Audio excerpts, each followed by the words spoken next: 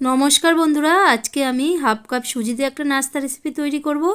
बंधुरा मात्र half cup सुजीतेई पुरो परिवारेर एक नास्ता तैरी हो जाबे। खूबई हेल्दी और टेस्टी एक नास्ता आज के आमी आपनादेर सामने बानिये देखाबो। बंधुरा एखाने आमी सरु दानार सुजी नियेछि, आपनारा सरु किंबा मोटा जे कोनो रकम सुजी निलेई चलबे। चलुन ताहले रेसिपिटी शुरू करी। एखाने आमी नियेछि एकटा मिक्सिर जार, एर भेतरे आमी हाफ कप सुजी दिए दिलाम। एबार दिए देब 2 चामच मतो टक दई। एखाने 2 चामच टक दई दिए दिएछि। एबार दिए दिচ্ছি हाफ चामच रिफाइन तेल। बंधुरा रिफाइन तेल दिले रेसिपिटी खूबই सफ्ट হয়। एबार एखाने दिए दिएछि हाफ कप जल। हाफ कप सुजिर जन्य हाफ कप जल व्यवहार करेछि। एबार ढाकना चापा दिए आमी पेस्ट तैरी करे निয়েছি। देखुन बंधुरा पेस्ट तैरी হয়ে গেছে। এবার আমি একটা বাটিতে ঢেলে নিচ্ছি। বন্ধুরা বাটিতে ঢেলে নিলাম। দেখুন দেখতেই পাচ্ছেন যে কেমন ঘনত্ব হয়েছে। বন্ধুরা আপনারা চামচ দিয়ে দেখাচ্ছি, দেখুন এরকম ঘনত্ব হয়েছে। এবার এর ভেতরে কিছু সবজি অ্যাড করে দিচ্ছি। দিয়ে দিচ্ছি প্রথমেই গ্রেট করা গাজর, আর দিয়ে দিয়েছি একটু বাঁধাকপি ছোট ছোট করে কেটে নিয়েছি। দিয়ে দিয়েছি ধনেপাতা আর দুটো পাকা লঙ্কা কুচি। এবার আমি দিয়ে দিচ্ছি পরিমাণ মতো লবণ।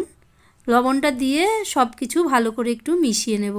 বন্ধুরা এই শীতের সময় যে কোনো সবজি এর ভেতরে অ্যাড করতে পারেন। ফুলকপি, পেঁয়াজ পাতা কিংবা বিনস যে কোনো সবজি আপনারা এর ভেতরে দিয়ে দিতে পারেন। খুবই ভালো লাগে খেতে আর খুবই একটা হেলদি রেসিপি। বিনা তেলে একটা সফট পাউরুটির মতো নাস্তা তৈরি হয়। বন্ধুরা দেখুন এখানে জল আমি বসিয়ে দিয়েছি, জলটা একটু গরমও হয়ে গেছে। এবার এদিকে নিয়েছি আমি 4টে বাটি। এগুলো খুবই ছোট ছোট বাটি আমি এখানে নিয়েছি। আপনারা ছোট বড় যে কোনো রকম বাটিতেই এটা তৈরি করতে পারেন। এবার একটু রিফাইন তেল সব কটা বাটিতেই এভাবে ব্রাশ দিয়ে লাগিয়ে নেব। তাহলে এই নাস্তাটা তৈরি হওয়ার পরে কোনো অসুবিধা হবে না, তুলতে কোনো লেগে ধরবে না। দেখুন বন্ধুরা এইভাবে বাটির চারিদিকে সমানভাবে মাখিয়ে দিতে হবে, তাহলে রেসিপিটি আর বাটির সঙ্গে লেগে থাকবে না, খুবই সহজে তুলে নেওয়া যাবে। দেখুন তেল আমি ব্রাশ করে নিয়েছি। এবার এখানে ব্যাটারের ভেতরে দিয়ে দিচ্ছি 1/4 চামচ বেকিং সোডা। সোডাটা দিলে নাস্তাটা খুবই ফোলা ফোলা আর সফট একদম পাউরুটির মতো হয়, নরম তুলতুলে। তাই আমি এটা মিশিয়ে দিয়েছি। এবার খুবই ভালো করে একটু মিশিয়ে নিলাম। এবার এখান থেকে এক হাতা করে ব্যাটার নিয়ে আমি সমস্ত বাটিতে দিয়ে দেব। বন্ধুরা এটা একটু খালি রাখতে হবে, কারণ ফুলে যাওয়ার পরে এটা ভর্তি হয়ে যায়, তাই অল্প একটু করে খালি করে এটা দিতে হবে। দেখুন বন্ধুরা 4টে বাটিতেই আমি এইভাবে দিয়ে দিয়েছি। এবার আমি বাটিগুলো একটু এইভাবে ট্যাপ করে দেব, তাহলে ভেতরে কোনো হাওয়া ঢুকে থাকবে না। দেখুন এইভাবে আমি একটু ট্যাপ করে দিলাম। এবার এর উপর থেকে আমি একটু শুকনো লঙ্কার গুঁড়ো এইভাবে হাত দিয়ে দিয়ে দেব। বন্ধুরা একদমই সামান্য একটু ছিটিয়ে দেব, তাহলে দেখতেও ভালো হবে আবার খেতেও খুবই ভালো লাগে।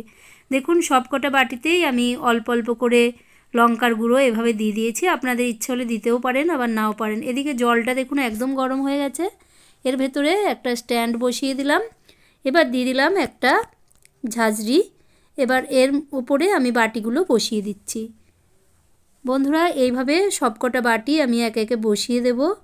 বন্ধুরা বসিয়ে দিয়ে আমি মাত্র 10 মিনিট ভাপিয়ে নিলেই রেসিপিটি রেডি হয়ে যাবে। বন্ধুরা আমার এই তেল ছাড়া রেসিপিগুলো যদি আপনাদের ভালো লাগে অবশ্যই ভিডিওটিতে একটি লাইক দেবেন, আর চ্যানেলটি যদি এখনও সাবস্ক্রাইব করে না থাকেন তাহলে চ্যানেলটি সাবস্ক্রাইব করে নেবেন। বন্ধুরা যারা আমার এই চ্যানেলটি সাবস্ক্রাইব করেছেন তাদের অনেক অনেক ধন্যবাদ। বন্ধুরা দেখুন 10 মিনিট হয়ে গেছে। এবার দেখুন কত সুন্দরভাবে ফুলে উঠেছে। এবার আমি এগুলো নামিয়ে ঠান্ডা করে নেব। দেখুন বন্ধুরা দেখেই বুঝতে পাচ্ছেন ফুলে কতটা বড় বড় হয়ে গেছে। এবার আমি এগুলো একটা সাঁড়াশি দিয়ে খুবই সাবধানে নামিয়ে নিতে হবে, কারণ এটা খুবই গরম আছে। বন্ধুরা এই রেসিপিগুলো ব্রেকফাস্ট বা ডিনারে খেতে খুবই ভালো লাগে। বন্ধুরা রুটি লুচি খাওয়ার থেকে এগুলো খাওয়া খুবই উপকার।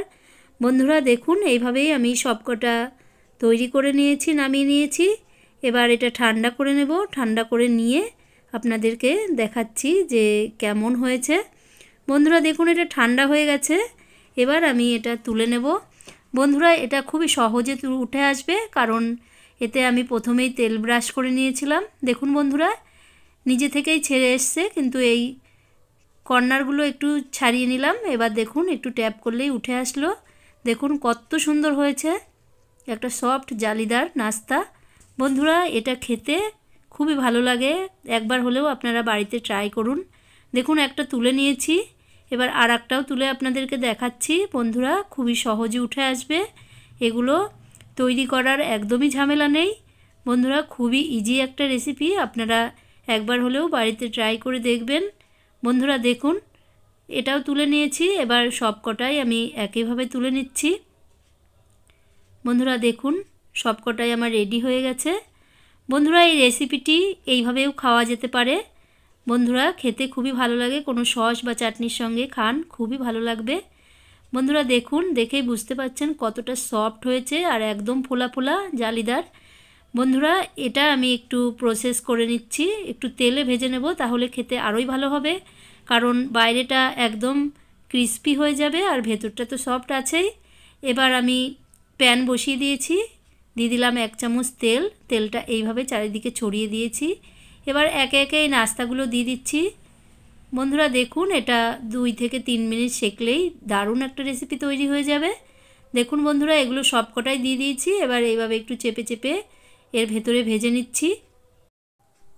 বন্ধুরা আমার এই ভিডিওটি ভালো লাগলে লাইক কমেন্ট শেয়ার করবেন। বন্ধুরা আপনার আত্মীয় স্বজনদের সঙ্গে খুব বেশি বেশি করে ভিডিওটি একটু শেয়ার করবেন। দেখুন বন্ধুরা এটা এক পাশ হয়ে গেছে, এবার উল্টে দিচ্ছি। দেখুন কতটা সুন্দর ওই পাশের কালার হয়েছে। এবার এই পাশটাও একটু সেঁকে নিচ্ছি।